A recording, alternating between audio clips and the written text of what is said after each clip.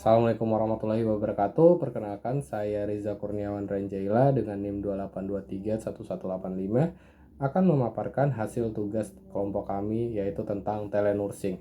Nah, sebelum ke tugas kami, saya akan menjelaskan sedikit tentang telenursing itu bagaimana dan dari mana sejarahnya, apa guna telenursing itu sendiri. Nah, pertama-tama kita akan mulai dari apa itu telenursing. Telenursing adalah cara baru dalam pelayanan kesehatan. Telenursing menggunakan teknologi jarak jauh. Metode ini dimulai pada tahun 1980-an. Namun, baru akhir-akhir ini banyak digunakan. Pada pandemi COVID-19 menunjukkan pentingnya telenursing. Orang-orang membutuhkan bantuan medis dengan cara yang aman. Telenursing menjadi penyelamat bagi banyak orang. Telenursing memungkinkan perawat untuk memantau pasien, memberikan sarana dan dukungan dengan jarak jauh. Cara kerja baru ini mengubah layanan kesehatan. Kebutuhan telenursing menjadi sangat besar, apalagi di Indonesia yang terdiri dari banyak pulau yang terkadang menyulitkan banyak orang untuk bepergian untuk mendapatkan layanan kesehatan. Telenursing menghilangkan kehambatan itu. Sekarang orang bisa mendapatkan perawatan tanpa meninggalkan rumah. Ini adalah manfaat yang besar bagi pasien dan tenaga medis. Telenursing menawarkan banyak manfaat. Pasien dapat menghindari perjalanan ke dokter yang sangat jauh dan memakan waktu. Mereka juga dapat perawatan lebih cepat. Ini sangat penting bagi orang-orang dalam kondisi kronis. Manfaat dari telenursing itu sendiri adalah memungkinkan pemeriksaan dan pemantauan rutin dari jarak jauh. Perawat juga dapat manfaat dari telenursing itu sendiri. Mereka dapat bekerja dari mana saja dengan koneksi internet. Ini memungkinkan kerja fleksibel dan keseimbangan kehidupan kerja yang lebih baik. Perawat juga bisa berspesialisasi di bidang ini yang mereka sukai. Nah, untuk kekurangan dari telenursing itu sendiri adalah meskipun banyak manfaatnya, telenursing juga memiliki banyak sekali juga kekurangan. Salah satunya yang terbesar adalah kesenjangan teknologi. Tidak semua orang memiliki akses internet yang handal. Ini terutama terjadi di daerah pedesaan. Tantangan lainnya adalah memastikan privasi pasien. Penyedia layanan kesehatan harus menggunakan platform yang aman. Mereka juga perlu mengedukasi pasien tentang cara melindungi informasi mereka tentang pedoman yang jelas untuk perizinan privasi dan penggantian biaya.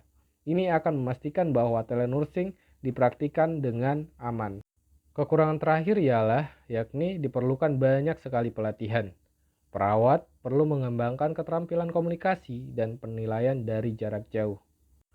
Telenursing akan terus ada seiring kemajuan teknologi. Telenursing akan semakin terintegrasi dalam dunia kesehatan. Kita dapat berharap untuk melihat banyak klinik dengan layanan virtual. Telenursing memiliki potensi untuk berevolusi pemberian layanan kesehatan.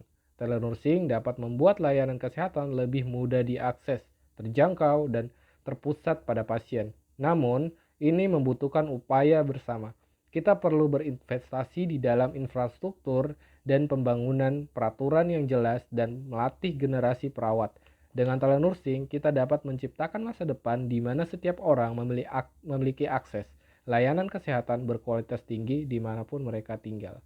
Nah, itu adalah salah satu contoh dari manfaat dan kekurangan telenursing itu sendiri. Nah, selanjutnya kita akan ke pengaplikasian menggunakan telenursing dalam pelayanan kesehatan, yang dimana dokter, perawat, pasien, dan keluarga berperan aktif dalam media digital untuk menggunakan telenursing itu sendiri. Halo, selamat pagi. Saya perawat Nina. Ada yang bisa dibantu pada hari ini? Selamat pagi Bu Perawat, saya merasa pusing, mual dan demam beberapa jam terakhir. Saya merasa sangat lelah juga. Oh ya, saya mengerti. Terima kasih sudah menghubungi kami ya. Eh, Kalau boleh tahu, sejak kapan gejala ini mulai muncul? Apakah ada riwayat penyakit tertentu atau obat yang sedang dikonsumsi, Dek? Gejalanya mulai muncul sekitar 4 jam yang lalu. Saya tidak memiliki riwayat penyakit kronis dan saya juga saat ini tidak sedang mengonsumsi obat apapun.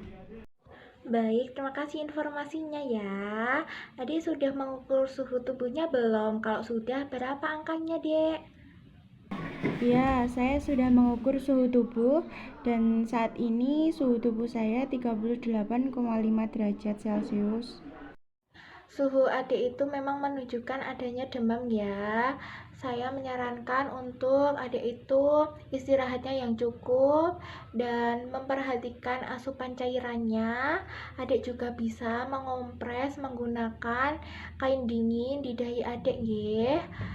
Agar informasinya lebih jelasnya lagi, saya akan menghubungkan adik dengan dokter kami. Adik bisa menunggu sebentar, nggih. Dokter, ini saya Wina, izin melaporkan ada pasien anak dengan gejala mual, muntah, disertai demam. Demamnya itu mencapai angka 38,5 derajat Celcius, dokter. Tapi tidak memiliki riwayat penyakit kronis dan tidak sedang mengonsumsi obat.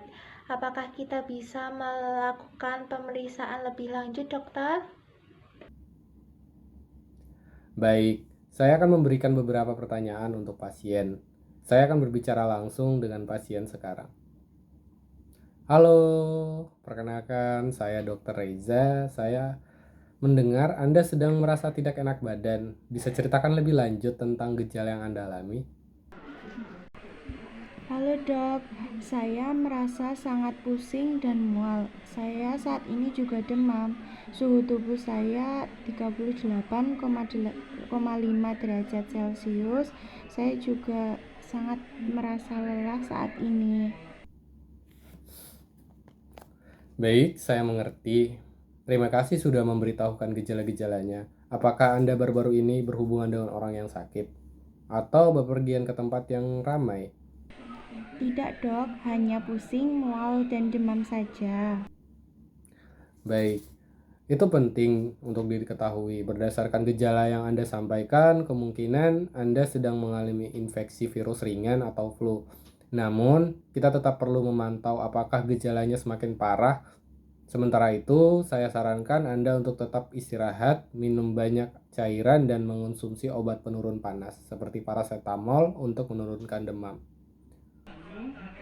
Apakah saya perlu ke rumah sakit dok? Jika gejala Anda tidak membaik selama 2-3 hari atau malah semakin parah seperti demam semakin tinggi terus-menerus, sesak napas atau pusing hebat, segera hubungi kami lagi atau pergi ke rumah sakit. Jika Anda merasa sangat khawatir, Anda juga bisa ke rumah sakit untuk memeriksa lebih lanjut. Baik dok, saya akan mengikuti saran dari Anda. Sama-sama, jika ada hal yang perlu disampaikan atau ditanyakan, jangan ragu untuk menghubungi kami. Semoga segera sembuh. Terima kasih. Terima kasih sudah menunggu. Sekarang, apakah ada hal lain yang ingin ditanyakan? Tidak Bu Perawat, saya rasa itu sudah cukup jelas. Terima kasih banyak. Halo Ibu Perawat, perkenalkan saya Ibu dari pasien Novi. Oh iya Ibu, saya dengar anak saya sedang sakit dan tidak enak badan. Lalu, apakah ada hal yang perlu diperhatikan untuk merawatnya di rumah? Halo Bu, terima kasih sudah menghubungi kami. Untuk merawat anak Ibu di rumah, pastikan tetap banyak istirahat, minum cukup cairan, dan jangan ragu untuk memberikan obat penurun panas yang sudah diresepkan oleh dokter nggih, seperti paracetamol.